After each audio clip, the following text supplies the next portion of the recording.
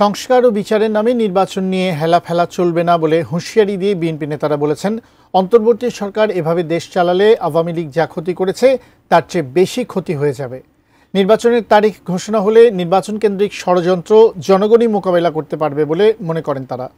আরও জানাচ্ছেন আমিনুল ইসলাম। বিএনপির ৩ সংগঠনের আয়োজনে বুধবার রাজধানীর নয়াপল্টনে তারুণ্যের রাজনৈতিক অধিকার প্রতিষ্ঠার সমাবেশ। জাতীয়তাবাদী ছাত্রদল, যুবদল ও স্বেচ্ছাসেবক দলের ৩ বিভাগের এই সমাবেশে বিপুল সংখ্যক নেতাকর্মী রাজধানীতে জড়ো হন। নয়াপল্টনে বিএনপির কেন্দ্রীয় কার্যালয়ের বিপরীতে সমাবেশ মঞ্চ তৈরি করা হয়। তরুণদের কাছে টানতে মে মাস জুড়ে নানা কর্মসূচির শেষে আয়োজন রাজধানী ঢাকায়। শিবিরের যারা রয়েছে তারা এই ছাত্রলীগের সন্ত্রাসীদের পুনর্বাসনের আখড়া হিসেবে পরিণত হয়েছে। তরুণদের এই সমাবেশে দলের স্থায়ী কমিটির সদস্যদের কাছ থেকে তাগিদ আসে নির্বাচন নিয়ে হেলাফেলা না করার। সংস্কার আর বিচারের কথা বলে নির্বাচনের রোডম্যাপ পেছানোর সুযোগ নেই বলেও হুঁশিয়ারি দেন তারা। ফ্যাসিবাদ বিরোধী জাতীয় ঐক্য যেটা সৃষ্টি হয়েছিল, সেই জাতীয় ঐক্যে ফাটল ধরানোর চেষ্টা লক্ষ্য করছি। অত্যন্ত সুকৌশলে গণতান্ত্রিক শক্তিগুলোর মধ্যে বিভেদ সৃষ্টির পায়তারা চলছে। শেখ হাসিনার পতন না হলে এই লোকগুলো কোথায় থাকতো? ও কেউ বিদেশে, কেউ এখানে চাকরি করত, কেউ ব্যবসা করত।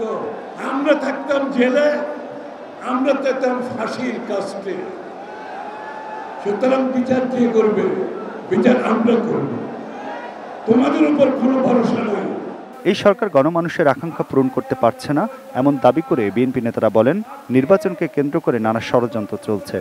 এই 9 মাসের কার্যক্রমে এই সরকারের কাছ থেকে আমরা কিছু পাই নাই, শুধু পেয়েছি অবজ্ঞা।